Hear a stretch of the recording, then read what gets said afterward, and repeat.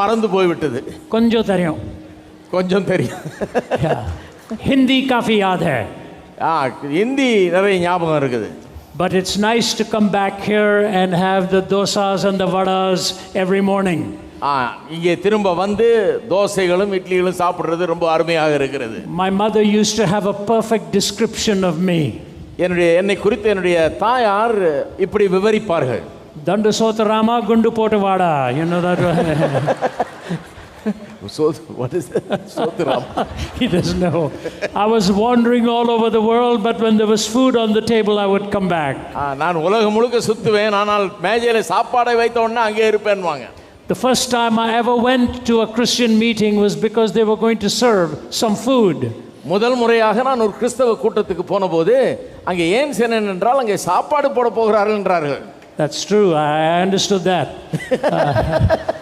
And if the rumor is if anybody ever wants to meet with me, invite me to an Indian restaurant and we'll meet. என்னை குறித்த ஒரு செய்தி என்ன என்றால், என்னை சந்திக்க விரும்புகிறவர்கள் ஏதாவது ரெஸ்டாரண்ட்டுக்கு கூட்டு போனா என்னை சந்திக்கலாம்ன்றார்கள். But thank you for your hospitality. இப்படிப்பட்ட உபசரிப்பு எனக்கு பிடிக்கும். It's really been nice to be back in Chennai. இந்த சென்னை பட்டணத்துக்கு திரும்பி வருவது எனக்கு மிகவும் சந்தோஷம் அளிக்கிறது. I have a lot of friends here. எனக்கு இங்கே अनेक நண்பர்கள் இருக்கிறார்கள். And some of them are in the front row. சிலர் இங்கே முதல் வரிசையிலே உட்கார்ந்து கொண்டிருக்கிறார்கள். But I also have one family member here. ஆனால் இன்னொரு குடும்பம் இங்கே இருக்கிறது. And that's my daughter Sarah. She is here with me. என்னுடைய குடும்பத்தை சேர்ந்த ஒருவர் இங்கே வந்திருக்கிறார். அவர் என்னுடைய மகள் சாரா. My wife would also have been here. என்னுடைய மனைவியும் என்னோடு கூட வந்திருக்க வேண்டியது. She comes from Toronto, Canada. என்னுடைய மனைவி டொராண்டோ கனடாவை சேர்ந்தவர்கள். And her 97-year-old mother needed her. அவர்களுடைய 97 வயது தாயார் அவரை அங்கே வர சொல்லி அவருக்கு தேவை இருந்ததனால அங்கே கூப்பிட்டிருக்கிறார். So my wife is visiting with her mother. ஆகவே என்னுடைய மனைவி அவருடைய தாயாரை கவனித்துக் கொண்டிருக்கிறார். You know, it's interesting what memories do to you. ஞாபகம் வைத்திருக்கிற காரியங்கள் உங்களுக்கு என்ன செய்கிறது என்பது ரொம்ப அற்புதமான ஒரு காரியம். And it's very important to have the kind of memories that you can enrich your life with. உங்களுடைய வாழ்க்கையை அலங்கரிக்கிற பல நினைவுகள் முக்கியமாக இருக்கிறது. And so when I come back here, it's walking along memory lane. ஆகவே நான் இங்கே வரும்போது என்னுடைய நினைவுகள் எனக்கு திரும்ப வருகிறது. And one day we will all be in our eternal home. ஒரு நாள் நாம் நம்முடைய நித்திய வீட்டுக்கு செல்வோம். At Christmas season we celebrate it. Christmas கொண்டாடும் போது அதை கொண்டாடுகிறோம். That he who came to prepare a place for us was homeless when he came here. நமக்காக ஒரு இடத்தை ஆயத்தம் பண்ணுவேன் என்று சொன்னவர் இந்த பூமிக்கு வந்தபோது ஒரு இடம் இல்லாதவராய் இருந்தார். He came as the son of an earthly carpenter. பூமியிலே ஒரு தச்சனுடைய மகனாக அவர் பிறந்தார். And yet he was the one who framed the whole world by his utterance. அப்படி இருந்தும் அவர்தான் தம்முடைய வார்த்தையினாலே இந்த உலகம் முழுவதையும் படைத்தவர். He came so that we would have an eternal home. நாம் ஒரு நித்திய வீடு அடையும்படியாக அவர் இங்கே வந்தார். But he himself was born almost as a refugee. ஆனால் அவர் கூட ஒரு ரெஃப்யூஜி போல இங்கே வந்து பிறந்தார். The Christmas story is an amazing story. Christmas கதை என்பது ஒரு அற்புதமான ஒரு கதை. The Bible is a beautiful narrative. வேதம் ஒரு அற்புதமான சரித்திரத்தை நமக்கு சொல்லுகிறது. From beginning to end. துவக்கத்திலிருந்து முடிவு வரை. It points to one person. ஒருவரை நமக்கு சுட்டி காண்பிக்கிறது. The person of Jesus Christ. இயேசு கிறிஸ்து என்பவரை. How the word became flesh and dwelt among us. வார்த்தை எவ்வாறு மாம்சமாகி நம் மத்தியிலே வாசம் செய்தது என்பதை சொல்லுகிறது. Full of grace and truth. கிருபையினாலும் சத்தியத்தினாலும் நிறைந்தவராய் அங்கே வந்தார். The gospel is a unique story. சுவிசேஷம் என்பது ஒரு தன்னிகரற்ற ஒரு கதை. It's an exclusive story. அது பிரத்யேகமான ஒரு கதை. It's a story of truth and grace. சத்தியம் கிருபை ஆகியவைகளை குறித்த ஒரு சரித்திரம். They are handmaidens, they walk side by side. சத்தியமும் உண்மை சத்தியமும் கிருபையும் ஒன்றோடொன்று எப்போதும் செல்லுகிறது. Truth without grace becomes offensive. கிருபை இல்லாத சத்தியம் அங்கே பாதிப்பை ஏற்படுத்துகிறது. And grace without truth becomes a performance. சத்தியமில்லாத கிருபை வெறும் ஒரு நாடகம் போல ஆகிவிடுகிறது. It is important to know how the word became flesh and grace and truth were brought to this world. எப்படி வார்த்தை மாம்சமானது என்றும் கிருபையும் சத்தியமும் எப்படி இந்த உலகத்துக்கு கொண்டு வரப்பட்டது என்பதும் தெரிந்து கொள்வது அவசியம். But you never ever stand for the truth without being tested. ஆனால் ஒருபோதும் சோதிக்கப்படாமல் சத்தியத்தில் நாம் நிற்க முடியாது. Somebody has said you are either coming out of a fire or going into a fire. ஒருவர் சொன்னார், ஒன்று நீங்கள் நெருப்பிலிருந்து வெளியே வந்து கொண்டிருக்கிறீர்கள் அல்லது நெருப்புக்குள்ளே சென்று கொண்டிருக்கிறீர்கள் என்று. Your faith will always be tested. உங்களுடைய விசுவாசம் என்றைக்குமே பரிசோதிக்கப்படும். Your grace will be tested. உங்களுடைய கிருபை பரிசோதிக்கப்படும். So much is told to us about Jesus. இயேசுவை குறித்து अनेक காரியங்கள் நமக்கு சொல்லப்படுகிறது. But there are also some spots of silence. ஆனால் சில இடங்களிலே அவரை குறித்த தகவல்கள் ஒன்றும் இல்லாமல் இருக்கிறது. He was being prepared for his public ministry. அவர் தன்னுடைய ஊழியத்துக்காக அன்றைக்கு ஆயத்தப்படுத்திக் கொண்டிருந்தார். Preparation is a vital thing. ஆயத்தப்படுவது என்பது ரொம்ப முக்கியம். Moses was being prepared for 40 years. 40 வருஷமாக மோசே ஊழியத்துக்கென்று ஆயத்தப்பட்டு கொண்டிருந்தார். Paul was being prepared for those 3 years. 3 வருஷமாக பவுல் ஆயத்தத்தில் இருந்தார். Your life is always either preparing or serving. உங்களுடைய வாழ்க்கை எப்பொழுதுமே ஒன்று ஆயத்த நிலையில் இருப்பீர்கள் அல்லது சேவை செய்து கொண்டிருப்பீர்கள். I want to read for you a passage of scripture. ஒரு வேத வசன பகுதியை வாசிக்க விரும்புகிறேன். It is an amazing passage. இது ஒரு அற்புதமான ஒரு பகுதி. No human eye was witness to this episode. இந்த காரியம் சம்பவம் நடந்ததை ஒரு கண்ணும் கண்டதில்லை. Jesus is alone in the wilderness. இயேசு தன்னந்தனியாக வனாந்தரத்திலே இருக்கிறார். He has just been baptized. அவர் அப்பொழுதுதான் ஞானஸ்நானம் பண்ணப்பட்டார். He has just been designated and affirmed. அப்பொழுதுதான் அவர் தேவகுமாரன் என்று அறிவிக்கப்பட்டார். And between the promise and the fulfillment is the parenthesis. இந்த வாக்கு தத்தத்துக்கும் அதன் நிறைவேறுதலுக்கும் இடையே இருக்கிற அந்த காரியம் தான் இது. And that takes place in the 4th chapter of the Gospel of Matthew. அது மத்தேயு எழுதின சுவிசேஷம் 4ஆம் அதிகாரத்திலே நமக்கு சொல்லப்படுகிறது. Let me read it for you. அதை நான் வாசிக்கிறேன் உங்களுக்கு. Matthew chapter 4. மத்தேயு 4. Then Jesus was led by the Spirit into the desert to be tempted by the devil. அப்பொழுது இயேசு பிசாசினால் சோதிக்கப்படுவதற்கு ஆவியானவராலே வனாந்தரத்துக்கு கொண்டு போகப்பட்டார். After fasting 40 days and 40 nights, he was hungry. அவர் இரவும் பகலும் 40 நாள் உபவாசமாய் இருந்த பிறகு அவருக்கு பசி உண்டாயிற்று. The tempter came to him and said, if you are the Son of God, tell these stones to become bread. அப்பொழுது சோதனைக்காரன் அவரிடத்தில் வந்து, நீர் தேவனுடைய குமாரனே ஆனால் இந்த கல்லுகள் அப்பங்களாகும்படி சொல்லும் என்றான். Jesus answered, it is written, man does not live on bread alone, but on every word that comes from the mouth of God. அவர் பிரதித்திரமாக, மனுஷன் அப்பத்தினாலே மாத்திரமல்ல தேவனுடைய வாயிலிருந்து புறப்படுகிற ஒவ்வொரு வார்த்தையினாலும் பிழைப்பான் என்று எழுதி இருக்கிறதே என்றார். Then the devil took him to a holy city and had him stand on the highest point of the temple. அப்பொழுது பிசாசு அவரை பரிசுத்த நகரத்துக்கு கொண்டு போய் தேவாலயத்து உப்பரிகையின் மேல் அவரை நிறுத்தி, Then the devil took him, if you are the Son of God, he said, throw yourself down, for it is written, he will command his angels concerning you, and they will lift you up in their hands, so that you will not strike your foot against a stone. நீர் தேவனுடைய குமாரனே ஆனால் தாழ குதியும், ஏனெனில் தம்முடைய தூதர்களுக்கு உம்மை குறித்து கட்டளையிடுவார், உமது பாதம் கல்லில் இடராதபடிக்கு அவர்கள் உம்மை கைகளில் ஏந்தி கொண்டு போவார்கள் என்பதாய் எழுதியிருக்கிறது என்று சொன்னான். Jesus answered him, it is also written, do not put the Lord your God to the test. அதற்கு இயேசு, உன் தேவனாகிய கர்த்தரை பரீட்சை பாராதிருப்பாயாக என்றும் எழுதியிருக்கிறதே என்றார். Again the devil took him to a very high mountain and showed him all the kingdoms of the world and their splendor. மறுபடியும் பிசாசு அவரை மிகவும் உயர்ந்த மலையின் மேல் கொண்டு போய் உலகத்தின் சகல ராஜ்யங்களும் அவைகளின் மகிமைகளையும் அவருக்கு காண்பித்து, all this I will give you, he said, if you will bow down and worship me. நீர் சாஷ்டாங்கமாய் விழுந்து என்னை பணிந்து கொண்டால் இவைகளை எல்லாம் உமக்கு தருவேன் என்று சொன்னான். Jesus said to him, "Away from me, Satan, for it is written, worship the Lord your God and serve him only."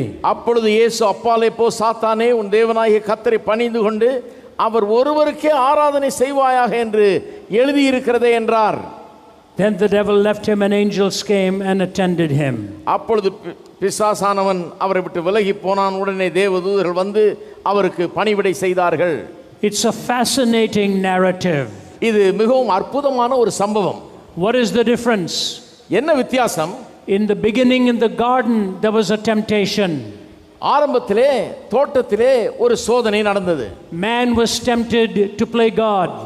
மனுஷன் தேவனைப் போல ஆகும்படியாக சோதிக்கப்பட்டான். Here it is in the desert. இங்கே ஒரு வனாந்தரத்தில் இந்த சம்பவம் நடக்கிறது. The Son of God is tempted to be just like every other man. தேவகுமாரன் எல்லா மனிதர்களைப் போல இருக்கும்படியாக சோதிக்கப்படுகிறார். But the devil did not know he was dealing with the God man. ஆனால் பிசாசுக்கு இவர் உண்மையாகவே ஒரு தேவ மனிதன், தேவனே மனிதனாக வந்திருக்கிறார் என்பது விளங்கவில்லை. See, the voice of Satan is heard 3 times in the Bible. வேத வசனத்திலே பிசாசினுடைய சத்தம் 3 முறை கேட்கப்படுகிறது. The first temptation is asking man to doubt God. முதல் சோதனை என்ன? தேவனை சந்தேகிக்கும்படியாக மனுஷன் சோதிக்கப்படுகிறான். Did God really say? கர்த்தர் சொன்னாரா என்று கேட்கிறான். And then you hear Satan's voice in the book of Job.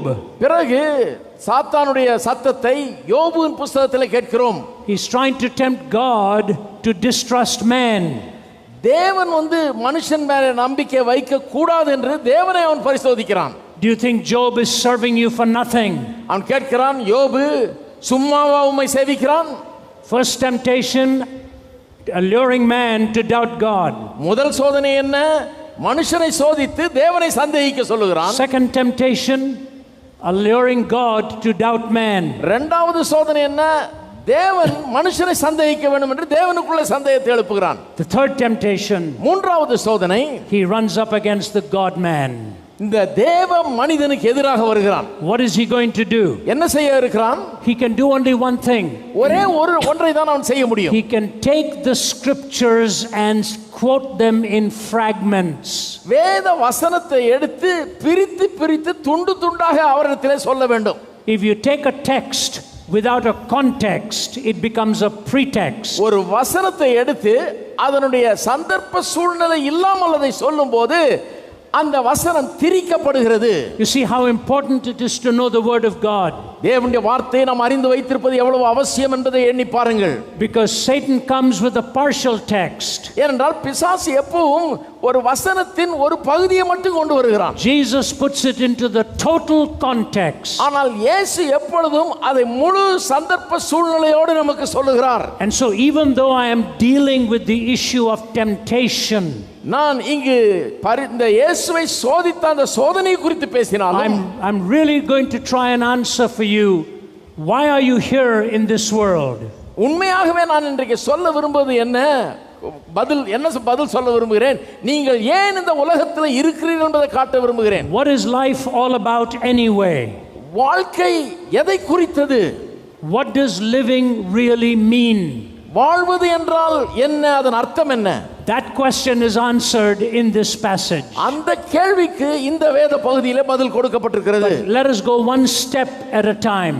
ஒவ்வொரு படியாக நாம் செல்லுவோம். The first temptation to Jesus. இயேசுவின் முதல் பரிசோதனை, turn the stones into bread. அவன் சொல்லுகிறான் கல்லுகளை அப்பங்களாக்கும் என்று. Jesus was hungry. இயேசு பசியாய் இருந்தார். He was in a desert. அவர் ஒரு வனாந்தரத்தில் இருக்கிறார். And the temptation had to be very intense. அந்த சோதனை மிகவும் கடினமான சோதனையாக இருக்க வேண்டும். Jesus could take the lunch of a little boy and feed thousands of people. ஒரு சிறுவனுடைய ஆகாரத்தை எடுத்து 5000 பேருக்கு உணவாய் மாற்றக்கூடியவர் இயேசு. If God had wanted to win this momentary battle, he could have done it with a miracle right then and there. இயேசு இந்த சோதனையிலே அவர் ஜெயிக்க வேண்டும் என்றால் அந்த கல்லுகளை ஒரு நிமிஷத்தில் அப்பமாக்கி இருக்க முடியும் அவர். But long term wars are never won by a momentary battle. ஆனால் நீண்ட காலத்து வெற்றிகள் தற்காலிகத்து போராட்டங்களால் ஜெயிக்கப்படுவது அல்ல. Satan knew he was going to be beaten here. சாத்தான் இங்கே தோற்க போகிறான் என்பது அவனுக்கு தெரியும். But he waited for the right moment to continue this battle. ஆனால் சரியான நேரம் வரும்படி அவன் காத்திருக்கிறான் இந்த போராட்டத்தை தொடர்வதற்கு. We will get to that. அதுக்கு நாம் வருவோம் பிறகு. Satan was after one thing.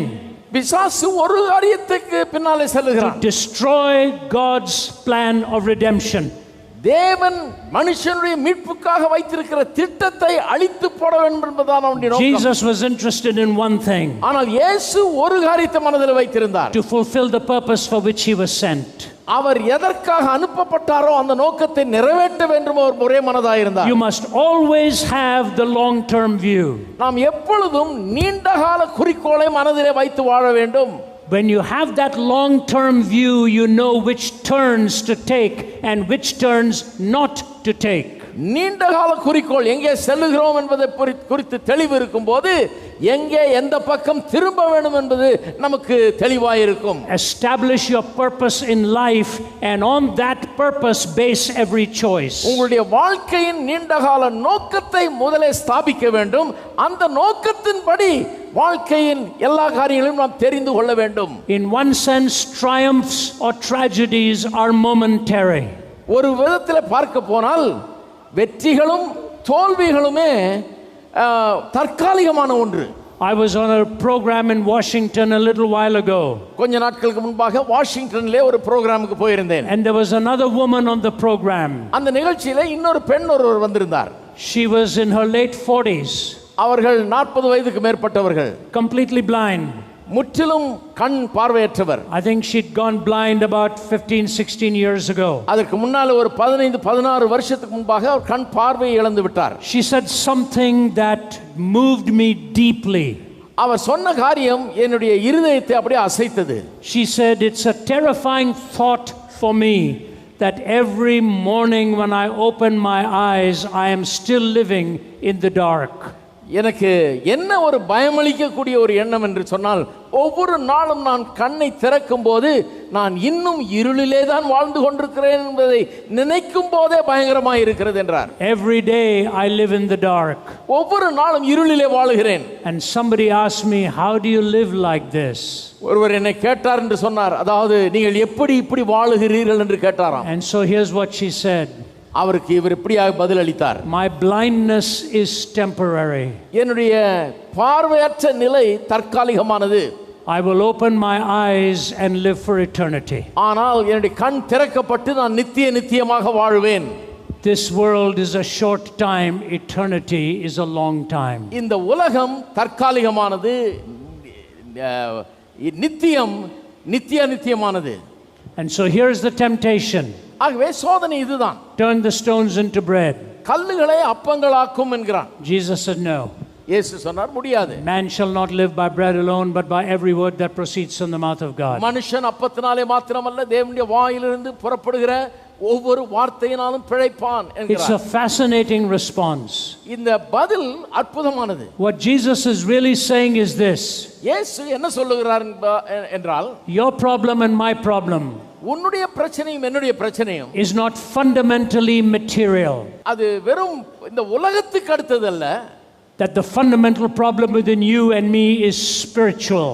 உங்களுக்கும் எனக்கும் உள்ள பிரச்சனை ஆவிக்குரிய ஒரு பிரச்சனை. The book of Romans explains it like this. ரோமருக்கு எழுதின நிருபம் இப்படியாக அதை விவரிக்கிறது. First we reject God. முதலாவது நாம் தேவனை தள்ளுகிறோம் நம்முடைய வாழ்க்கையிலிருந்து. Then we are alienated from God. பிறகு நாம் தேவனிடத்திலிருந்து துண்டிக்கப்படுகிறோம். Then we are dominated by sin. பிறகு பாவம் நம்மை ஆண்டு கொள்ளுகிறது. And the condemnation of God comes. பிறகு தேவனுடைய ஆக்கினை நம் மீது வருகிறது. Rejection. அதன் மூலமாக நாம் தள்ளப்படுகிறோம். Alienation. துண்டிக்கப்படுகிறோம். Domination. அதன் பிறகு நாம் ஆளப்படுகிறோம். Condemnation. அதன் பிறகு ஆக்கினைக்குள்ளாக தீர்க்கப்படுகிறோம். This is the path of our journey in life. இதுதான் நம்முடைய வாழ்க்கை பாதை. You must understand one thing. ஒரு காரியத்தை நாம் புரிந்து கொள்ள வேண்டும். Sin may be attractive.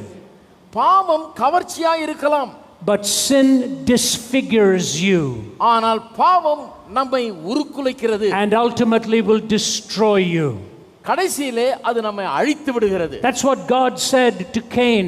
அதைத்தான் தேவன் காயினுக்கு சொன்னார், if you do what is right, will you not be accepted? நீ சரியானதை செய்தால் நீ ஏற்றுக்கொள்ளப்பட மாட்டாயோ? But sin is waiting at the door, it desires to have you. ஆனால் பாவம் உன்னுடைய வாசற்படியிலே இருக்கிறது, அது உன்னை ஆள காத்திருக்கிறது என்றார். Take a look at our world today. இன்றைக்கு நம்முடைய உலகத்தை பாருங்கள். We are watching humanity being destroyed by sin. மனுவர்க்கமே பாவத்தினால் அழிக்கப்படுகிறதை நாம் காண்கிறோம். All over the world we are seeing it. உலகம் முழுவதும் இதை பார்க்கிறோம். In America we wake up every morning. அமெரிக்காவிலே ஒவ்வொரு நாளும் நாம் எழுந்திருக்கும் போது and we ask ourselves the question, ஒரு காரியத்தை கேட்க, ஒரு கேள்வியை கேட்கிறோம். what news are we going to hear today? இன்னைக்கு என்ன செய்தி வரப்போகுதோ என்று. Who killed how many, where? யாரு எத்தனை பேரை எங்க கொன்னாரு செய்தி வரப்போகுதோ? Do you know what is interesting about the last century? கடந்த நூற்றாண்டை குறித்த ரொம்ப சுவாரஸ்யமான காரியம் என்ன தெரியுமா? Think about this. இதை எண்ணி பாருங்கள். The First World War was described as the war that will end all wars. முதல் உலக மகா யுத்தம் எல்லா யுத்தத்துக்கும் முடிவு கட்டும் என்று சொன்னார்கள். Then came the Second World War. பிறகு இரண்டாம் உலக யுத்தம் வந்தது. And in the middle of all of that you had the Vietnam War, the Korean War. அதன் முடிவிலே வியட்நாம் யுத்தம் வந்தது. அப்பொழுது கொரியா, அதன் பிறகு கொரிய யுத்தம் வந்தது. And all the killing that was going on. அங்கே நடந்த அந்த சாவுகள்.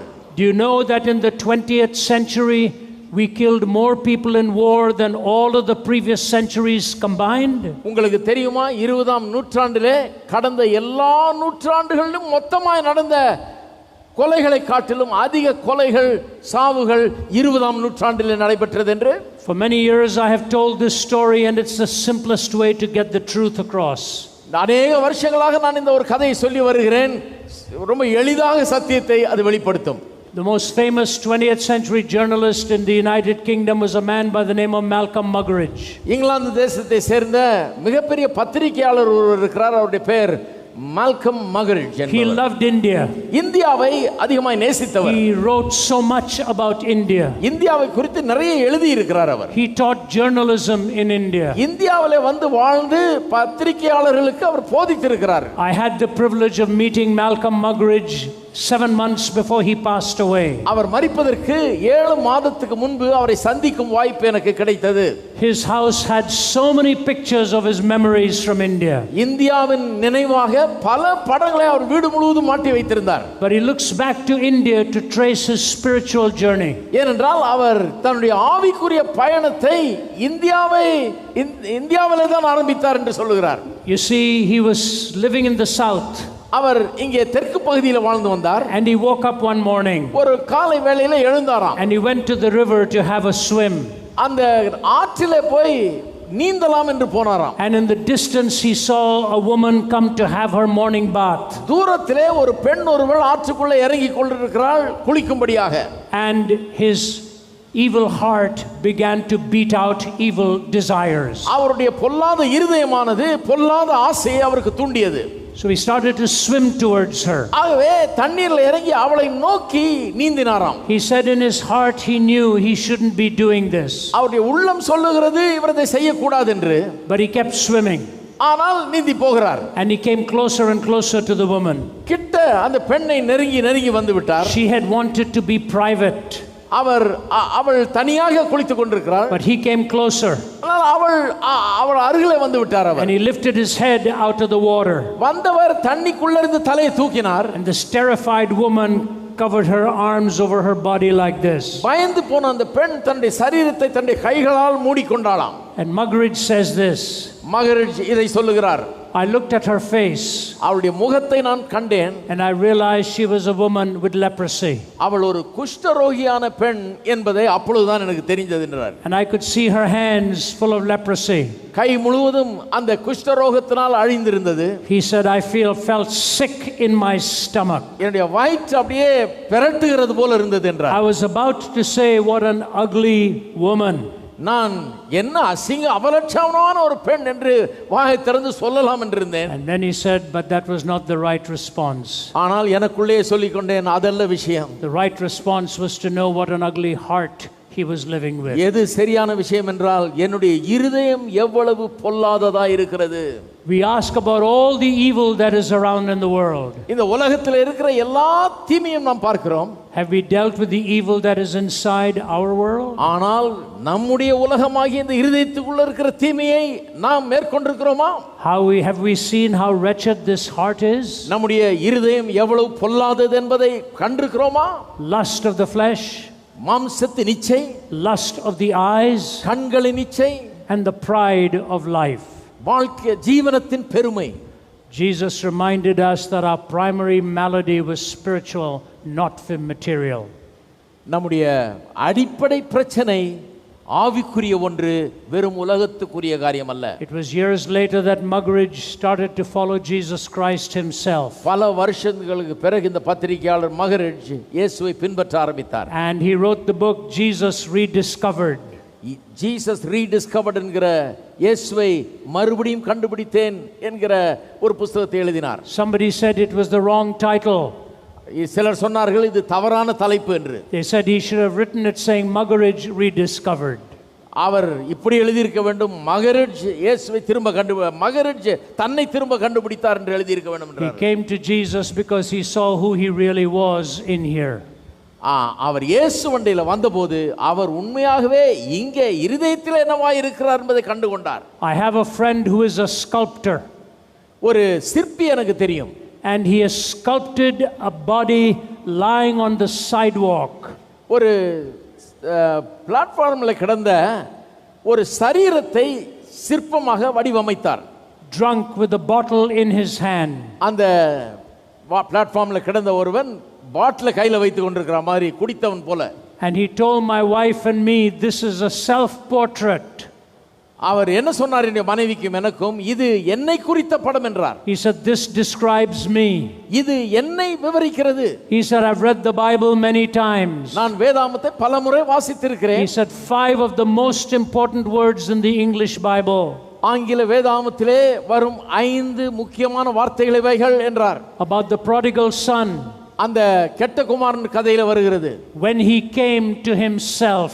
தமிழிலே அவன் புத்தி தெளிந்த போது என்று வருகிறது. When he came to himself. அவன் புத்தி தெளிந்த போது. When you come to yourself, நீங்கள் புத்தி தெளியும் போது you find out you are not God. உங்களை நீங்கள் காணும்போது தான் உங்களுக்கு தெரியுது நீங்கள் கடவுள் அல்ல என்று. That your heart needs a savior. உங்களுடைய இருதயத்துக்கு இரட்சகர் ஒருவர் தேவை என்று விளங்குகிறது. Jesus resisted the temptation. இயேசு அந்த சோதனையை எதிர்த்தார். If he had yielded to the temptation, he would have become a materialist. அந்த சோதனைக்கு தன்னை விட்டு கொடுத்தார் என்றால் அவர் உலக பிரகாரமான ஆயிருப்பார். So there was a second temptation. ஆகவே இரண்டாவது ஒரு முறை சோதிக்கிறான். What was that temptation? அந்த சோதனை என்ன? And that temptation was to play God. தேவனை போல ஆகி காண்பிப்பது. To use God. தேவனை பயன்படுத்திக் கொள்வது. He said, why don't you jump? அவர் என்ன கேட்கிறான்? தாழ குதியும் என்கிறான். And when you jump, தாழ குதிக்கும் போது see if God will protect you. தேவன் உம்மை பாதுகாப்பாரா என்பதை பாரும். What is happening here? என்ன நடக்கிறது இங்கே? Why is this happening? ஏன் இப்படி நடக்கிறது? It is very critical we understand why this is happening. என்ன எதற்காக இப்படி நடக்கிறது என்பதை புரிந்து கொள்வது ரொம்ப அவசியம். You see, if Jesus had yielded to this temptation, இயேசு இந்த சோதனைக்கு உட்பட்டிருந்தார் என்றால் what would have happened? என்ன நடந்திருக்கும்? There would have been no cross. சிலுவை நேர்ந்திருக்காது. You must understand that. அதை புரிந்து கொள்ள வேண்டும். If Jesus had given in to this, இயேசு இந்த சோதனைக்கு உட்பட்டிருந்தால் there would have been no cross. சிலுவை மரணமே நேர்ந்திருக்காது. Because Satan comes back to him at the cross. ஏனென்றால் பிசாசானவன், if you be the Christ, save yourself and us. சிலுவையில தொங்குகிற இயேசுவிடத்தில் வந்து என்ன சொல்லுகிறான்? நீர் கிறிஸ்துவாய் இருந்தால் உம்மை ரட்சித்துக் கொள்ளும் என்று. Do you realize how unique the gospel message is in the cross of Jesus Christ? Kalvari சிலுவையின் மூலமாய் நமக்கு சொல்லப்படுகிற இந்த சுவிசேஷம் எவ்வளவு அற்புதமானது என்பது உங்களுக்கு விளங்குகிறதா? I remember some years ago, சில வருஷங்களுக்கு முன்பாக I was having a dialogue ஒரு பேச்சுவார்த்தை பண்ணி கொண்டிருந்தேன் with a Muslim cleric. ஒரு இஸ்லாமிய மதத்தை சேர்ந்த ஒருவரோடு, ஒரு போதகரோடு, in Damascus, Syria. டமாஸ்கஸ் சிரியாங்கிற இடத்திலே. His name was Sheikh Hussein. அவர் பேர் ஷேக் Hussain. He was the leading Shia cleric in Syria. ஷியா மதத்தை சேர்ந்த ஒரு தலை சிறந்த போதகர் அவர். We dialogued back and forth. நாங்கள் அடிக்கடி பேசிக்கொள்வோம். He would ask me a question. அவர் என்னை கேள்வி கேட்டார், and I would answer it. நான் பதில் சொல்லுவேன். Then I would ask him a question. நானும் அவரை கேட்பேன், and he would answer it. அவர் அதற்கு பதில் சொல்வார். I'll never forget what he said. அவர் சொன்னது எனக்கு மறக்கவே முடியாது. At the end of our dialogue, நாங்கள் பேச்சுவார்த்தையை முடிக்கும்போது, which was in front of an audience, ஒரு ஆடியன்ஸ் முன்னால் அதை பண்றோம், கூட்டத்துக்கு முன்னாடி, Sheikh Hussein said this. ஷேக் ஹுசைன் இதை சொன்னார். He said, Professor Zacharais, சொன்னார், professor ஜக்கராயஸ், I want to say something to you. ஒரு காரியத்தை உங்களுக்கு சொல்ல விரும்புகிறேன். He said, maybe the time has come ஒருவேளை நேரம் வந்து விட்டது, when we in the Muslim world have to stop asking if Jesus died on the cross. இஸ்லாமியர்களாகிய நாங்கள் இயேசு உண்மையாகவே சிலுவையிலே மரித்தாரா என்று என்கிற கேள்வியை கேட்பதை நிறுத்தும் காலம் வந்து விட்டது என்றார். And to start asking the question, அந்த கேள்வியை கேட்கிறதை நிறுத்த வேண்டும் என்கிறார். why did he die on the cross? அதை நிறுத்திட்டு ஏன் அவர் சிலுவையில் மரித்தார் என்ற கேள்வியை கேட்க வேண்டும் என்றார். Not if, but why. மரித்தாரா என்கிற கேள்வி அல்ல, ஏன் மரித்தார் என்கிற கேள்வியை கேட்க வேண்டும். Some years ago I was speaking at the opening day of the United Nations. சில வருஷங்களுக்கு முன்பதாக யுனைடெட் நேஷன்ஸ்னுடைய முதல் நாள் ஆரம்ப நாளில் பிரசங்கம் பண்ணினேன். It is by invitation to any ambassador who wants to come. அந்த கூட்டத்தில் கலந்து கொள்ள அம்பாசிடர்கள் வரவழைக்கப்பட்டிருந்தார்கள். யார் வேண்டுமென்றாலும் வரலாம். It's called the United Nations Prayer Breakfast. அது United Nations Prayer Breakfast என்று அழைப்பார்கள். And you have to be very careful when you speak there. அங்கே பேசும்போது ரொம்ப ஜாக்கிரதையாக பேச வேண்டும். Because there are people of many different faiths. ஏனென்றால் பல மதங்களை சேர்ந்தவர்கள் இருக்கிறார்கள் அங்கே. But they asked me to speak on a difficult subject. ஆனால் ஒரு கஷ்டமான காரியத்தை குறித்து பேச சொன்னார்கள். This was the subject. காரியம் இதுதான். Everything around us is changing. நம்மை சுற்றி இருக்கிற எல்லாம் மாறிக்கொண்டிருக்கிறது. Values are changing. மனுஷர்களுடைய values மாறிக்கொண்டிருக்கிறது. All the ethics, all the morals are changing. எல்லா அந்த சன்மார்க்க நெறிகள் எல்லாம் மாறிக்கொண்டிருக்கிறது. How do you find an absolute? எப்படி நீங்கள் இதுதான் சத்தியம் என்று ஒன்றை எப்படி சொல்ல முடியும்? How do you find the eternally true? ஒரு நித்திய சத்தியம் என்று ஒன்றை எப்படி சொல்ல முடியும்? Let me give you an example. ஒரு உதாரணத்தை சொல்லுகிறேன். When you're driving in Chennai, சென்னையிலே நீங்கள் கார் ஓட்டிக்கொண்டு போகும்போது, the most important thing to do is to pray before you get on the road. ரோட்ல போறதுக்கு முன்னாடி செய்ய வேண்டிய முக்கியமான காரியம் ஜெபிக்க வேண்டும். In Hindi it's the jara hatke jara bachke ye hai Bombay meri jaan. You know, you dodge and bob and weave. This is Bombay, this is life. ஹிந்தியில சொல்லுவாங்க, அப்படி இப்படியும் போறப்ப அடிபடாம பாத்துக்கிட்டு போறதுக்கே சரியா இருக்குது. Very good. Well done. Very good. Yeah. So you dodge and bob and weave. இப்படி அப்படியே அடிபடாம பாத்துட்டு போறது. And you come to a traffic light. பிறகு ஒரு லைட்டுக்கு வர்றோம். When you see the red light, red லைட்டை பார்க்கும்போது, it's not there for Christmas. அது கிறிஸ்மஸ்னு போடல அவங்க light. It is there to tell you to stop. அந்த சிவப்பு விளக்கு என்ன சொல்லுது? நில்லுன்னுது. And so you stop. ஆகவே நிற்க வேண்டும். And you're just looking around waiting for the light to turn green. அந்த விளக்கண்டில நின்னு அங்கேயும் பார்த்துட்டு இருக்கீங்க பச்சை நிறம் மாறுறதுக்கு. And you look at the lane next to you. உங்களுக்கு பக்கத்துல இருக்கிற அங்கே நின்று கொண்டிருக்கிற காரை பார்க்கிறீங்க. And you see that car is moving. அந்த கார் ஏற்கனவே நகர ஆரம்பிக்குது. But you're not sure. ஆனா உங்களுக்கு நிச்சயமா தெரியல. You're not sure whether that car is moving or whether you are moving. நீங்க பாக்கும்போது அந்த கார் நகருதா இல்ல நான் நகர்ந்துட்டு இருக்கேனான்னு தெரியல. Does that happen? பாத்துறீங்களா அப்ப அது? What do you do? என்ன பண்ணுவீங்க? You immediately press your brake harder. சந்தேகம் இருக்கும்போது உடனே உங்க பிரேக் நீங்க அழுத்த ஆரம்பிப்பீங்க. You want to make sure that you're not moving. நீங்க நகராம இருக்கணும்னு அதை அழுத்துவீர்கள். But then you look outside. பிறகு வெளியே பார்க்கிறீர்கள். And you're still not sure. இன்னும் உங்களுக்கு சந்தேகமா இருக்கு. What do you do? என்ன பண்ணுவீங்க? You look towards a tree or a lamppost or a building. ஒரு மரத்தையோ அல்லது ஒரு விளக்கு கம்பத்தையோ அல்லது ஒரு கட்டடத்தையோ பார்ப்பீர்கள். That which is not supposed to move. நகராத ஒன்றை பார்க்க வேண்டும். And you measure yourself by that. அதை கொண்டு நீங்கள் நகர்ந்து கொண்டிருக்கிறீர்களா என்பதை நீங்கள் நிதானிக்கலாம். That is your absolute. அதுதான் உங்களுடைய உண்மை சத்தியம். What would happen if the trees and the buildings and the lampposts started to move also? என்ன நடக்கும்? மரமும் கட்டடமும் இந்த விளக்கு கம்பங்களும் நகர ஆரம்பிச்சதுன்னா என்ன ஆகும்? You would be in a real mess. அப்போ உங்களுக்கு உண்மையாகவே குழப்பம் ஏற்படும். That's why 35,000 feet in the air, a pilot looks at his instruments. ஆகவே தான் விமானத்திலே 25,000 அடி உயரத்திலே பறந்து கொண்டிருக்கும் போது அந்த விமானி தன்னுடைய கருவிகளை அங்கே பார்க்கிறார். Because there are no trees and buildings and lampposts at that level. ஏனென்றால் அங்க பார்க்கிறதுக்கு மரமும் இல்ல, விளக்கு கம்பமும் இல்ல, கட்டடங்களும் இல்ல. He needs an absolute. அவருக்கு பார்க்கிறதுக்கு அப்படி ஏதாவது ஒன்று இருக்க வேணும், ஸ்திரமான ஒன்று இருக்க வேணும், அசையாதது. So I'm talking to the UN ambassadors. ஆகவே அந்த UN ambassadors பத்தியே பேசிட்டு I say there are 4 things you have to decide in life. நான் சொன்னேன், நீங்கள் வாழ்க்கையில 4 காரியங்களை தீர்மானிக்க வேண்டும். How to define evil. எப்படி நீங்கள் இந்த உலகத்தில் இருக்க பொல்லாப்புக்கு அர்த்தம் சொல்லுகிறீர்கள்? How to define justice. எப்படி நீதிக்கு அர்த்தம் சொல்லுகிறீர்கள்? How to define love. எப்படி அன்பை அர்த்தம் சொல்லுகிறீர்கள்? And how to know forgiveness. எப்படி பாவ மன்னிப்புக்கு அர்த்தம் சொல்லுகிறீர்கள்? Evil, பொல்லாப்பு, justice, நீதி, love, அன்பு, forgiveness. மன்னிப்பு. And they're all sitting and listening.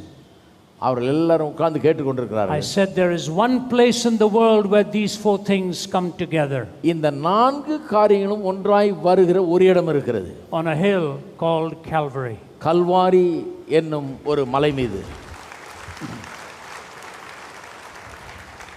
The evil that is in the human heart.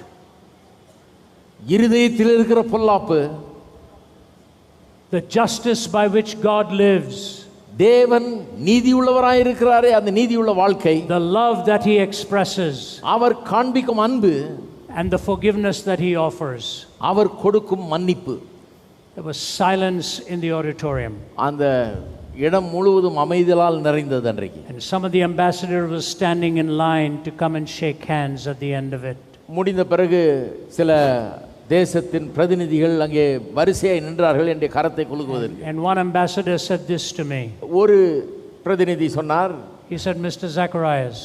அவர் சொன்னார், mister ஜாக்கரைஸ், I don't like my job. என்னுடைய வேலை எனக்கு அவ்வளவா பிடிக்கல. I live a very lonely life. நான் ஒரு தனிமையான ஒரு வாழ்க்கை வாழுகிறேன். I'm the ambassador for my country here. என்னுடைய தேசத்தின் தூதுவராக நான் இருக்கிறேன். He said, I miss my family. என்னுடைய குடும்பம் என்னோட இல்லாதது எனக்கு வருத்தமா இருக்கிறது. Sometimes wonder if we are accomplishing anything out here. சில நேரத்திலே இங்கே நாம் இருக்கிறதன் மூலமாக ஏதாவது பயன் இருக்கிறதா என்பதை நான் எண்ணி பார்ப்பேன். And he said, every morning I ask myself the question. ஒவ்வொரு காலையும் நான் இந்த கேள்வியை நான் கேட்கிறேன். Why am I here? நான் ஏன் இங்கே இருக்கிறேன் என்ற கேள்வியை. Today I have found my answer. இன்றைக்கு நான் அதற்கான பதிலை கண்டுபிடித்து My விட்டேன். country is atheistic. என்னுடைய தேசம் நாத்திக தேசம். But today I found my answer. ஆனால் என்னுடைய பதிலை நான் கண்டுபிடித்து விட்டேன். I came here to find God. இங்கே தேவனை கண்டுபிடிக்க வந்தேன். I came here to find Jesus Christ. இயேசுவை கண்டுகொள்ள வந்தேன். Will you pray with me? என்னோடு ஜெபிப்பீர்களா என்று கேட்டார். How amazing. என்ன ஆச்சரியம் பாருங்க. How amazing. என்ன ஆச்சரியம். He was an ambassador for his country. தன்னுடைய தேசத்தின் தூதுவர். And he knew he needed God and the saving work of grace. அவருக்கு தெரிகிறது அவருக்கு தேவன் தேவை, ரட்சிப்பின் கிருபை தேவை என்று. A man in Mumbai stood up at an open forum. நான் நடத்தின ஒரு கூட்டத்திலே ஒரு மனிதன் எழுந்து நின்றார் மும்பையிலே. And he said to me, Mr. Zacharais, அவர் சொன்னாரு, mister ஜாக்கரைஸ், I have a question for you. உங்களுக்கு ஒரு கேள்வியை வைத்திருக்கிறேன். My wife and I have a disagreement. என்னுடைய மனைவிக்கும் எனக்கும் ஒரு கருத்து வேற்றுமை இருக்கிறது. It's on the question of whether I need a guru. எனக்கு ஒரு குரு அவசியமா என்கிற கேள்வி எங்களுக்குள்ள எழுந்திருக்கிறது. My wife says we all need a guru. என்னுடைய மனைவி சொல்லுகிறார், நமக்கு எல்லாருக்குமே யாராவது ஒரு குரு அவசியம். I said, I'm not sure. நான் சொன்னேன், எனக்கு அவ்வளவு நிச்சயமா தெரியவில்லை. What do you have to say to us? நீங்கள் என்ன சொல்லுகிறீர்கள் என்றார். I said, the first thing I want to say to you is I don't want to get into an middle of an argument between a husband and a wife. நான் சொன்னேன், முதல் காரியம், நீங்க ரெண்டு பேரும் கருத்து வேற்றுமையில் இருக்கிறீங்க, இதுக்கு நடுவுல நான் போக விரும்பலன்னு சொன்னேன். But the second thing I want to say to you is இரண்டாவது this. காரியம் ஒன்றை சொல்லுகிறேன். I said, I like your question. உங்களுடைய கேள்வி எனக்கு பிடிச்சிருக்குது. In your end of your question you said, is a guru necessary? நீங்கள் கேட்கிறீர்கள், ஒரு குரு நமக்கு அவசியமா என்று. I said, here's my answer. என்னுடைய பதில் இதுதான். Only that is necessary which meets your greatest need. உங்களுடைய தேவைகளை, மிகப்பெரிய தேவையை எது சந்திக்கிறதோ அது உங்களுக்கு அவசியம். And your greatest need is not for a guru, your greatest need is for a savior. உங்களுடைய மிகப்பெரிய தேவை ஒரு குரு அல்ல, ஒரு ரட்சகர். I said if your guru also needs the savior. உங்களுடைய குருவுக்கும் ஒரு ரட்சகர் தேவை. And if your guru doesn't go ahead. And if your guru doesn't have the savior, his answers are going to be invaluable for eternity. உங்களுக்கு இருக்கிற குருவுக்கே ரட்சகரை தெரியலனா அவர் கொடுக்கும் பதில்கள் மெய்யாகவே பிரயோஜனமுள்ளதா இருக்காது நித்தியத்திலே. We need the savior. நமக்கு ரட்சகர் அவசியம். We need his forgiveness. அவருடைய மன்னிப்பு அவசியம். We need the provision that he's made for your sin and mine. உங்களுடைய பாவங்களுக்காகவும் என்னுடைய பாவங்களுக்கும் அவர் ஏற்படுத்தின அந்த பிராயச்சித்தம் நமக்கு அவசியம். There is no other faith in the world that offers you a loving savior. இந்த உலகத்திலே வேற எந்த மதமும் மார்க்கமும் ஒரு அன்புள்ள ரட்சகரை உங்களுக்கு வெளிப்படுத்துவது கிடையாது. Some years ago, சில வருஷங்களுக்கு முன்பாக terrorists marched into 2 hotels in Mumbai. பயங்கரவாதிகள் பம்பாய் பட்டணத்திலே ஒரு ஹோட்டலுக்குள்ளே சென்றார்கள். At the Oberoi Hotel and the Taj Mahal Hotel. Oberoi ஹோட்டல்லையும் தாஜ் மஹால் ஹோட்டல் உள்ளேயும். I was visiting there a little while after that. அதன் பிறகு கொஞ்ச நாளைக்கு பிறகு அங்கே நான் சென்றிருந்தேன். You could see the bullet marks. அங்கே அந்த பாழடைந்து போன்ற கட்டடங்களை கண்டேன். And now both of them have a memorial. அந்த இரண்டு இடத்திலையும் இன்றைக்கு நினைவிடம் வைத்திருக்கிறார்கள். It was a horrible scene. அது ஒரு பயங்கரமான காட்சி. Guests were killed, management was killed. அங்கே வந்திருந்த விருந்தாளிகள் கொல்லப்பட்டார்கள், அங்கே வேலை செய்கிறவர்கள் கொல்லப்பட்டார்கள். But there was an incredible story that came out of that. ஆனால் அதிலிருந்து ஒரு அற்புதமான ஒரு சம்பவம் வெளிவந்தது. One of the men who was having dinner at the Taj Mahal Hotel there told this story to the television. Taj Mahal ஹோட்டல்ல அன்றைக்கு சாப்பிட்டு கொண்டிருந்த ஒருவர் இந்த சம்பவத்தை அந்த ஹோட்டல் நிர்வாகிகளிடத்தில் சொன்னார். He was an Indian born English actor. அவர் இந்தியாவில் பிறந்த இங்கிலாந்து தேசத்தை சேர்ந்த ஒரு நடிகர். And I saw the interview on television. டெலிவிஷன்ல அவர் கொடுத்த அந்த பேட்டியை நான் கண்டேன். Here's what he said. இதைத்தான் அவர் சொன்னார். He said, I was sitting having dinner with my friends. என்னுடைய நண்பர்களோடு நான் விருந்து சாப்பிட்டு கொண்டிருந்தேன். And all of a sudden these men walked in with their guns blazing. திடீரென்று சிலர் துப்பாக்கி எடுத்துக்கொண்டு உள்ளே சுட்டுக் கொண்டே வந்தார்கள். People were screaming. ஜனங்கள் கதறி அழுதார்கள். People were dying. மரித்து கொண்டிருந்தார்கள். Everybody at my table was killed. என்னுடைய மேஜையில் உட்கார்ந்திருந்த அத்தனை பேரும் கொல்லப்பட்டார்கள். I ducked under the table for cover. நான் மறைந்து கொள்வதற்காக டேபிளுக்கு அடியில ஒளிந்து கொண்டேன். The bodies over me. எனக்கு மேல சரீரங்கள் விழுந்து கிடந்தது. But I heard footsteps coming towards me. என்னை நோக்கி ஒருவன் வருகிறதை நான் கேட்டேன். And I knew it was the shooter. அவனுடைய பாத அடிகள் எனக்கு கேட்கிறது. அவன் சுடுகிறவன் என்று தெரியும். Came and looked at the pile of bodies there. அங்கே இருந்த அந்த பிண குவியலை அவன் கண்டு. And I was so afraid. நான் ரொம்ப பயந்து கொண்டிருந்தேன். He said he came. அவன் வந்து stood by us there. எங்களுக்கு நடுவில் நின்று and then walked away. பிறகு அப்படியே நடந்து போய் விட்டான் என்றார். And the interviewer said this to him. அந்த பேட்டியாளர் இப்படி சொன்னார் அவரிடத்தில். How come your life was spared? உங்களுடைய வாழ்க்கை எப்படி காப்பாற்றப்பட்டது? He said, I have only one answer. எனக்கு ஒரே ஒரு பதில் தான் இருக்குதுன்னாரு. I was so covered with the blood of my friends. என்னுடைய நண்பர்கள் என் மேல விழுந்து கிடந்தார்கள் செத்து, அவருடைய ரத்தம் என் மீது ஊற்றி முழுவதும் மூடி கொண்டிருந்தது. That he already thought I was probably already dead and walked on. ஆகவே வந்தவன் நான் ஏற்கனவே செத்து கிடக்கிறேன் என்று நினைத்து போயிருக்க வேண்டும் என்று. Covered by the blood of my friends I live again. என்னுடைய நண்பர்களின் ரத்தத்தினால் மூடப்பட்டு நான் செத்து பிழைத்தேன் என்றார். Covered by the blood of our Savior, any man or any woman can live again. நாம் நம்முடைய இயேசுவின் இரத்தத்தால் மூடப்பட்டு நாம் ரட்சிக்கப்படுகிறோம். Be gone, said Jesus. It is written, you shall not test the Lord your God. இயேசு சொன்னார், உன்னுடைய தேவனாகிய கர்த்தரை பரீட்சை பாராதிருப்பாயாக என்று. He was tested. அவர் பரீட்சை பார்க்கப்பட்டார். For you and me. உங்களுக்காகவும் எனக்காகவும். And he walked up to the hill to die for you and me. உங்களுக்காகவும் எனக்காகவும் மரிக்கும்படியாக அந்த கல்வாரி மலை மீது அவர் சென்றார். By his blood we are saved. அவருடைய இரத்தத்தால் நாம் ரட்சிக்கப்படுகிறோம். And we are covered. நாம் மூடப்படுகிறோம். And we are protected. நாம் காக்கப்படுகிறோம். Turn these stones into bread? No. அவர் சொன்னார், கல்லுகளை அப்பங்களாக்குன்னு சொன்னா முடியாதுன்றாரு. Your problem is spiritual. உங்களுடைய பிரச்சனை ஆவிக்குரிய ஒன்று. jump from this place and save yourself and see if God will save you. தாழ குதியும் தூதர்களுக்கு உம்மை குறித்து கட்டளையிடுவார் தேவன் உம்மை காப்பார்கள் என்று சொன்னான். He said no. முடியாது என்றார். The trust and faith in God carries you through every step of life. வாழ்க்கையின் எல்லா காலகட்டத்திலும் தேவனை நம்புங்கள், அவரை விசுவாசியுங்கள், அவர் உங்களை நடத்துவார். See, with the intellect you move to materialism. பாருங்க, அறிவை வைத்து நாம் என்ன பண்ணுகிறோம்? பொருளை நோக்கி செல்கிறோம். With the will you can move to utilitarianism, using God for your purpose. சித்தத்தை வைத்துக்கொண்டு தேவனை பயன்படுத்திக் கொள்கிறோம். So he comes to the third temptation. ஆகவே மூன்றாவது ஒரு சோதனையை கொண்டு வருகிறார். He said, I'll give you all the kingdoms of this world. எல்லா இந்த உலகத்தின் ராஜ்யங்களை உமக்கு தருவேன் என்றான். If you will bow down and worship me. என்னை விழுந்து பணிந்து கொண்டால். Do you see what's happened? என்ன நடக்குது பார்க்கிறீங்களா? He couldn't appeal to the reason. அவன் அவருடைய அறிவை சவால் விட முடியவில்லை. He couldn't appeal to the will. அவருடைய சித்தத்துக்கு எதிராக ஜெயிக்க முடியவில்லை. By that I mean he couldn't appeal successfully to the reason or the will. சித்தத்துக்கு எதிராக வந்து நின்று ஜெயிக்க முடியவில்லை அவனால. He had only one option left. இன்னும் ஒன்றுதான் மீதம் இருக்கிறது. Go to the imagination. அவருடைய கற்பனையை தாக்குகிறான். Your imagination is a sacred gift of God.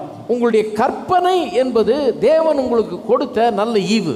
If you give up your imagination to evil, evil will ultimately prevail upon you. உங்களுடைய கற்பனைகளை பொல்லாப்புக்கு ஒப்பு கொடுத்தீர்கள் என்றால் பொல்லாப்பு உங்களை ஆட்கொள்ளும் வாழ்நாள் முழுவதும். We have these things we call our cell phones.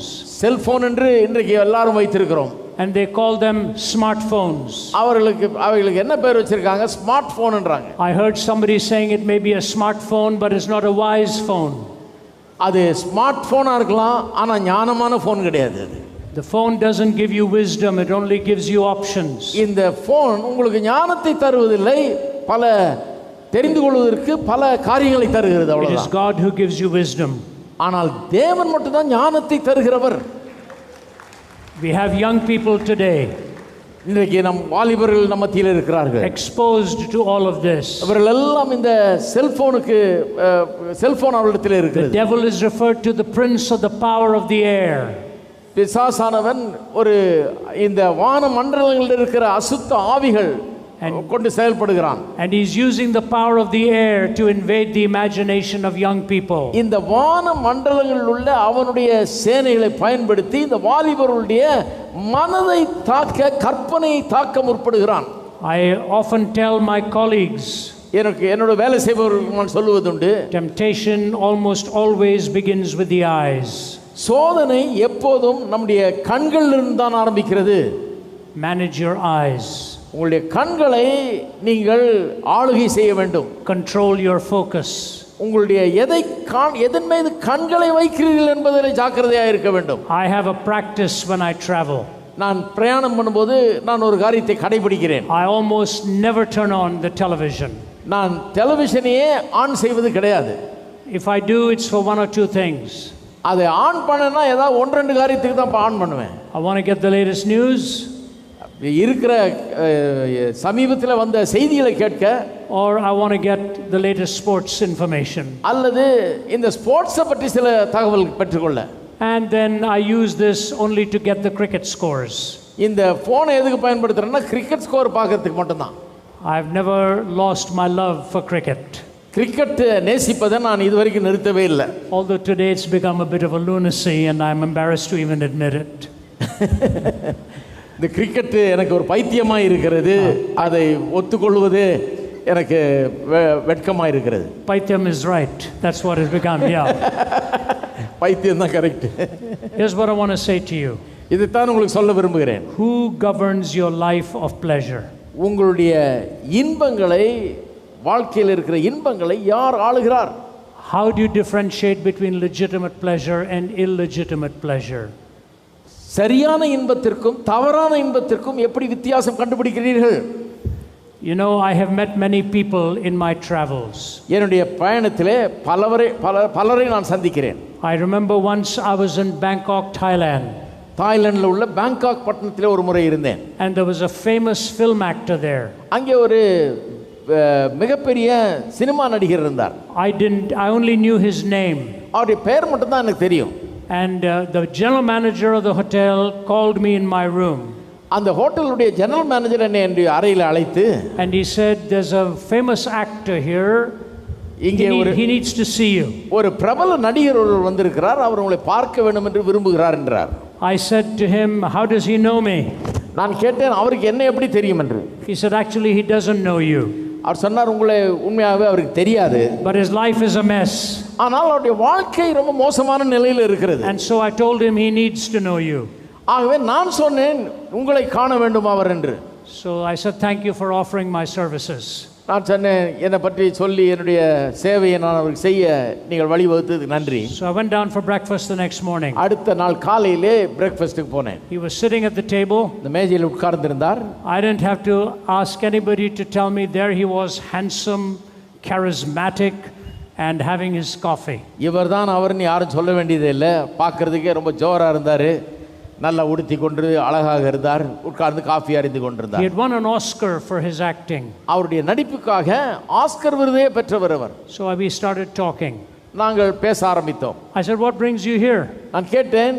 He said, I'm here to promote a film that I've produced. இங்கே எதற்காக வந்திருக்கிறீர்கள் என்று அவர் சொன்னார். இங்கே ஒரு என்னுடைய படம் ஒன்றை ப்ரோமோட் பண்ணுறதுக்காக வந்திருக்கேன். I said, why are you doing it in Thailand? ஏன் தாய்லாந்தில் கொண்டு வந்து இதை ப்ரோமோட் பண்ணி கொண்டிருக்கிறீர்கள் என்று. Shouldn't you be doing it in Hollywood? ஹாலிவுட்ல பண்ணணும்னு. He said, in Hollywood films, if you don't have sex or violence, there's no market. ஹாலிவுட்ல கவர்ச்சியும் அங்கே வயலன்ஸும் இல்லைன்னா அங்கே விற்காது அது. So I'm trying to promote it in Thailand and in Asia. ஆகவே ஆசியாவிலும் தாய்லாந்திலும் இதை promote பண்ண விரும்புகிறேன். I said, tell me your story. நான் சொன்னேன், உங்களுடைய கதையை எனக்கு சொல்லுங்கள்னு. And he poured out his life. அவருடைய வாழ்க்கை கதையை அவர் சொன்னார். His forearm was bigger than my upper arm. அவருடைய கை என்னுடைய கையின் மேல் பகுதியை காட்டிலும் பெருசா இருந்தது. And he started to tremble. அவர் அப்படியே நடுங்க ஆரம்பித்தார். And here's what he said. அவர் சொன்னார், I've got an Academy Award. நான் அகாடமி அவார்ட்லாம் வின் பண்ணியிருக்கேன். I've made a lot of money. நிறைய பணம் சம்பாதிச்சிட்டேன். I'm very famous.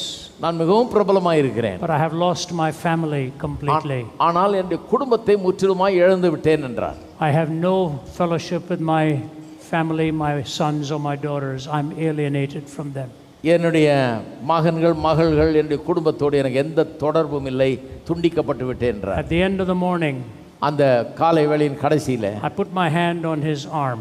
அவருடைய கரத்தின் மீது என்னுடைய கரத்தை கையை and I started to pray for him. அவருக்காக ஜெபிக்க ஆரம்பித்தேன். His whole arm was trembling like that. கை அப்படியே நடுங்குது. He'd lost everything. அவர் எல்லாவற்றையும் இழந்து விட்டார். If I call him today, இன்னைக்கு அவரை அழைத்தேன் என்றால் போன்ல, he picks up his phone. Our phone எடுக்கிறார். And he automatically says, hi Ravi. அவர் சொல்வார், hi Ravi என்று. How are you doing? எப்படி இருக்கிறார்கள் என்று. And I say to him, I'm calling to find out how you are doing. நான் சொல்லுவேன், நீங்க எப்படி இருக்கீங்கன்னு கேட்கலாம் தான் ஃபோன் You பண்ணேன். see, the price of pleasure can take away the greatest things of value. இன்பங்கள் நம்முடைய வாழ்க்கையிலே மிகப்பெரியதாய் நாம் வைத்திருக்கிற காரியங்களை நம்மிடத்திலிருந்து பறித்து விடுகிறது. Pleasure is fleeting. இன்பம் தற்காலிகமானது, பறந்து போகிற ஒன்று. So where do you find pleasure? இன்பத்தை எங்கே நாம் காண வேண்டும்? You have to find it in the expression of your worship before the living God. அதை எங்கே கண்டுபிடிக்க வேண்டும் என்றால் தேவனை ஆராதிப்பதிலே தான் கண்டுபிடிக்க வேண்டும். Satan wants your worship. சாத்தான் உங்களுடைய ஆராதனையை விரும்புகிறான். He knows that's what God is looking for in you to worship him. அவனுக்கு தெரியும் தேவன் அவரை ஆராதிக்க வேண்டும் என்று உங்களை வைத்திருக்கிறார் என்று. For the Father seeketh such to worship him. பிதாவானவர் இப்படிப்பட்டவர்கள் ஆவியோடு தொழுது கொள்கிறவர்கள் தம்மை ஆராதிக்க வேண்டும் என்று விரும்புகிறார். That's what God is looking for in you. உங்களிலே தேவன் எதிர்பார்ப்பது அதுதான். Why? ஏன்? Because in worshiping him you find out why you were made. அவரை ஆராதிக்கும் போதுதான் நீங்கள் எதற்காக உண்டாக்கப்பட்டிருக்கிறீர்கள் என்பதை கண்டுபிடிக்க முடியும். Worshiping him may bring him glory. அவரை ஆராதிப்பது அவருக்கு மகிமையை கொண்டு வருகிறது. But worshiping him brings you fulfillment and meaning and purpose. ஆனால் அவரை ஆராதிப்பது உங்களுக்கு நிறைவையும் அர்த்தத்தையும் நோக்கத்தையும் கொடுக்கிறது. That's why you were made. ஆகவே தான் நீங்கள் உண்டாக்கப்பட்டிருக்கிறீர்கள். You were made to have that consummate spirit communing with the living God. தேவனோடு கூட ஐக்கியம் கொள்ளும்படியாக ஒரு ஆவியாக நெருங்கிய ஐக்கியம் கொள்ளும்படியாக நீங்கள் உண்டாக்கப்பட்டிருக்கிறீர்கள். You see, in a physical relationship between husband and wife, ஒரு கணவனுக்கும் இடையே மனைவிக்கு இடையே இருக்கிற சரீர பிரகாரமான உறவு, the body is only the means to express what's going on in your heart. உள்ளத்திலே இருக்கிறதை வெளிப்படுத்துவதற்கு தான் சரீரத்தை பயன்படுத்துகிறோம். But that's not an end in itself. ஆனால் அதுதான் பிரதானமானது என்று கிடையாது. Because one day your body may be broken. ஏனென்றால் ஒரு நாள் சரீரம் ஒன்றுமில்லாமல் போய்விடும். And that may be impossible for you. ஆகவே சரீர பிரகாரமாக அதை செய்ய இயலாமற் போய்விடலாம். Do you stop loving your spouse? ஆகவே உங்களுடைய மனைவியை நேசிக்காமல் விட்டு விடுகிறீர்களா? Or do you love her with all your heart and soul and mind because you promised to love her in honor, in sickness and in health?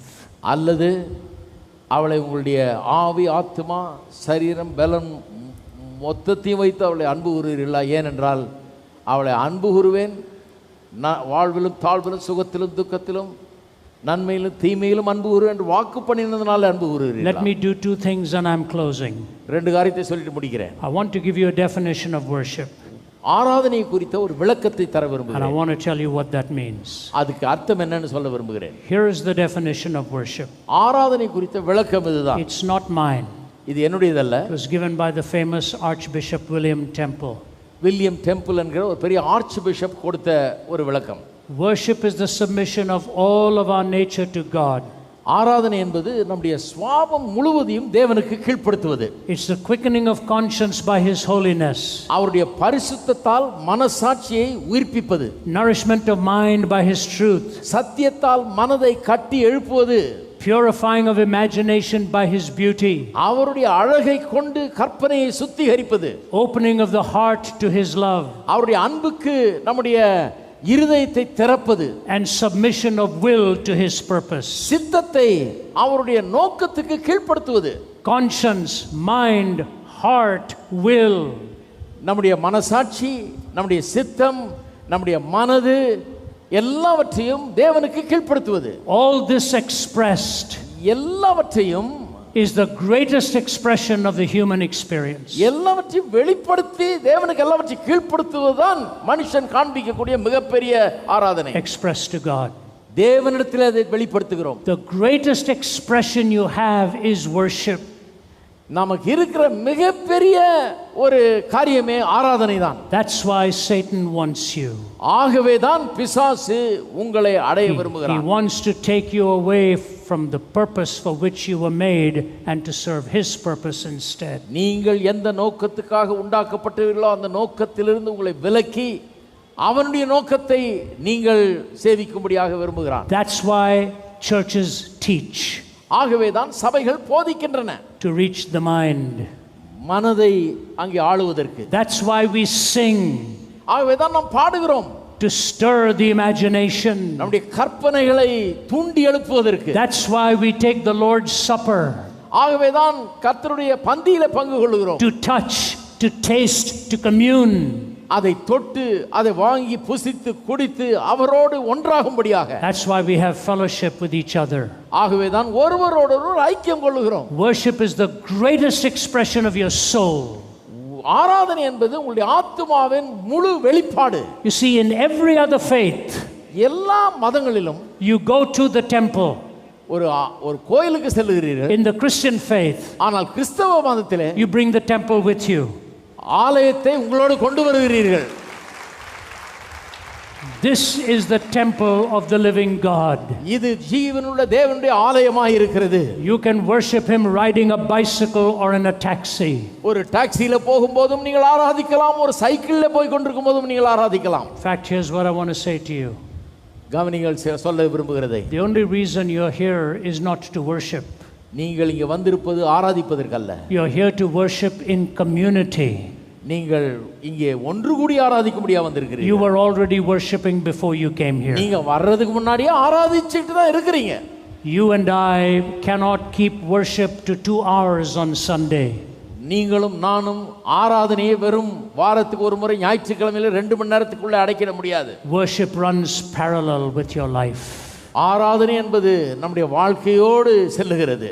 That's why we give our money. ஆகவே தான் நம்முடைய பணத்தை கொடுக்கிறோம். That's why we love our neighbor. ஆகவே தான் நம்முடைய அயலானை நேசிக்கிறோம். That's why we bring hope to people. ஆகவே தான் ஜனங்களுக்கு நம்பிக்கையை கொடுக்கிறோம். And that's why we provide for the needy. அதற்காக தான் ஏழை எளியவர்களுடைய தேவைகளை சந்திக்க முற்படுகிறோம். That's why we love one another. ஆகவே தான் நாம் ஒருவரை ஒருவர் அன்பு கூறுகிறோம். Here's my challenge to you. நான் உங்களுக்கு ஒரு சவாலை விடுகிறேன். Jesus was tested இயேசு பரிசோதிக்கப்பட்டார். to materialism, அவர் பொருளை கொண்டு பரிசோதிக்கப்பட்டார். to utilitarianism, தேவனை பயன்படுத்தும்படியாக to hedonism, pleasure. இன்பத்தை அனுபவிக்கும்படியாக தவறான விதத்தில் பரிசோதிக்கப்பட்டார். He said no to all of them. எல்லாவற்றுக்கும் முடியாது என்று பதில் சொல்லிவிட்டார். Because it is written. ஏனென்றால் இங்கே எழுதி இருக்கிறது. Take the word of God. தேவனுடைய வார்த்தையை எடுத்துக்கொள்ளுங்கள். Read it every day. ஒவ்வொரு நாளும் அதை வாசியுங்கள். And ask God to speak to you. தேவன் உங்களோடு பேசும்படியாய் கேளுங்கள். Thy word is truth. உம்முடைய வார்த்தையே சத்தியம். The word abides forever. தேவனுடைய வார்த்தை நித்தியமாய் இருக்கிற ஒன்று. The scriptures cannot be broken. வேத வாக்கியம் தவறாததாய் இருக்கிறது. This is the real bread of life. இதுதான் உண்மையாகவே வாழ்க்கையின் ஜீவ அப்பம். Let me close with this illustration. இந்த ஒரு உதாரணத்தை சொல்லி முடிக்கிறேன். I have 3 children. எனக்கு 3 பிள்ளைகள் இருக்கிறார்கள். And 5 grandchildren. 5 பேரப்பிள்ளைகள் இருக்கிறார்கள். They and their spouses are the joy of my life. அவர்களும் அவருடைய கணவன் மனைவிமார்களும் பேரப்பிள்ளைகளும் தான் என்னுடைய வாழ்க்கையின் சந்தோஷம். The grandchildren are absolutely exhausting. என்னுடைய பேரப்பிள்ளைகள் என்னை அப்படியே கலைக்க பண்ணுகிறார்கள். When they visit us, எங்களை வந்து சந்திக்கும் போது they do that every day. ஒவ்வொரு நாளும் எங்களை வந்து சந்திச்சு அப்படி பண்ணுகிறார்கள். And by the time they leave, அவர்கள் போறதுக்குள்ள my wife and I sit down. நான் என் மனைவி உட்கார்ந்து and we look at each other. ஒருவர் பார்த்து கொள்வோம். And we say, was that a storm that just came and went? இப்ப வந்து போனது என்ன புயலான்னு கேட்போம். It's amazing. ஆச்சரியமானது. But you look at them, even one of them soundly asleep in the bed, and your heart melts. உங்களை அவர்களை நோக்கி பாருங்கள். ஒரு பிள்ளைய படுக்கையில படுத்து தூங்கி கொண்டிருக்கிற பிள்ளையை பார்க்கும்போது கூட உங்கள் உள்ளம் உருகுகிறது. My oldest grandson, his name is Jude. என்னுடைய மூத்த பேரப்பையன், அவன் பேர் ஜூட். He's 6 years old. 6 வயது. He acts like he's 60 years old.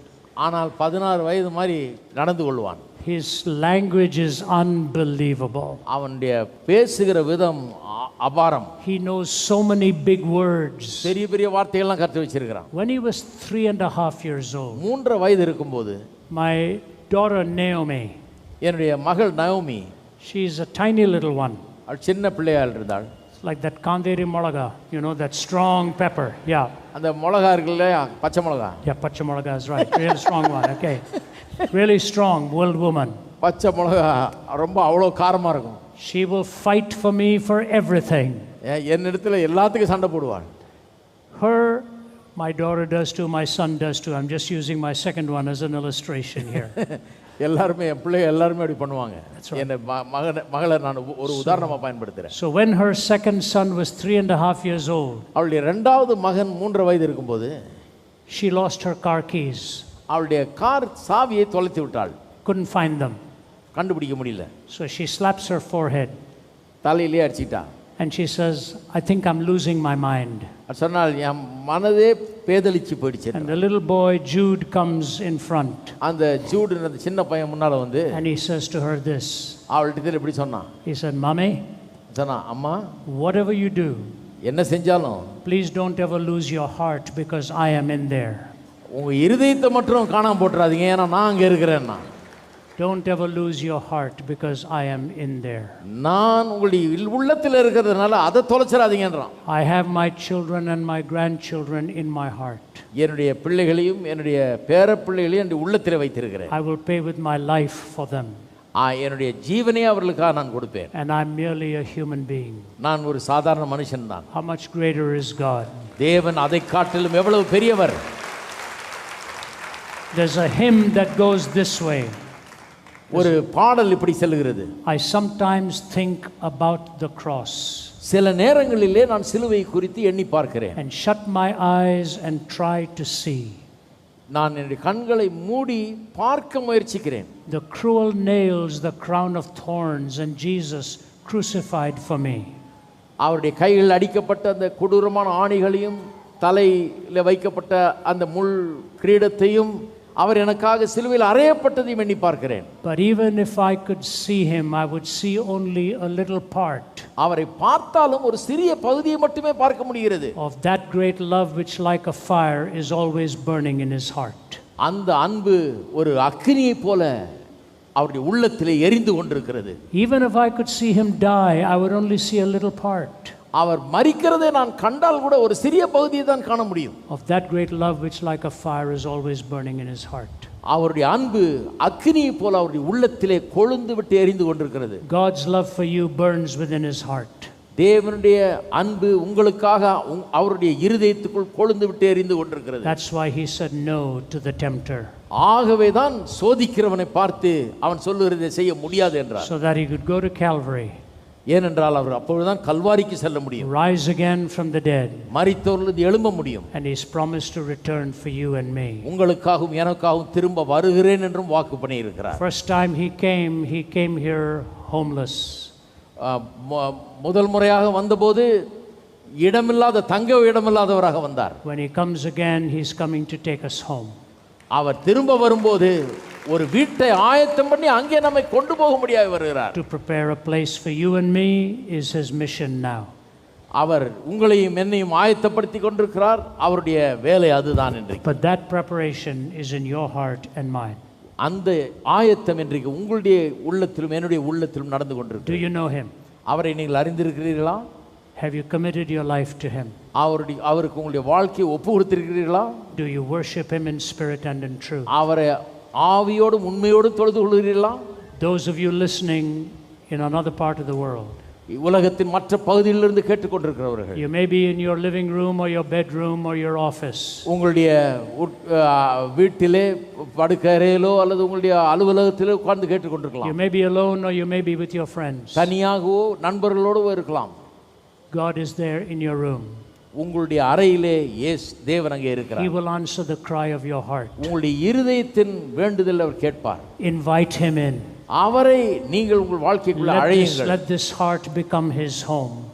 உங்களுடைய இருதயம் அவருடைய இல்லமாய் மாறட்டும். And promise to worship him in spirit and in truth. அவரை ஆவியோடும் உண்மையோடும் தொழுது கொள்ள அவருக்கு உங்களை அர்ப்பணியுங்கள். He went through the wilderness. அவர் வனாந்தரத்தின் ஊடே சென்றார். So that you and I can be in the eternal garden. நாம் நித்தியமாக அவருடைய தோட்டத்திலே வாழும்படியாக. May God bless you. கர்த்தர் உங்களை ஆசீர்வதிப்பாராக. Thank you for hearing me. பொறுமையாய் கேட்டதுக்கு நன்றி. And thank you for the translation. Thank you so much.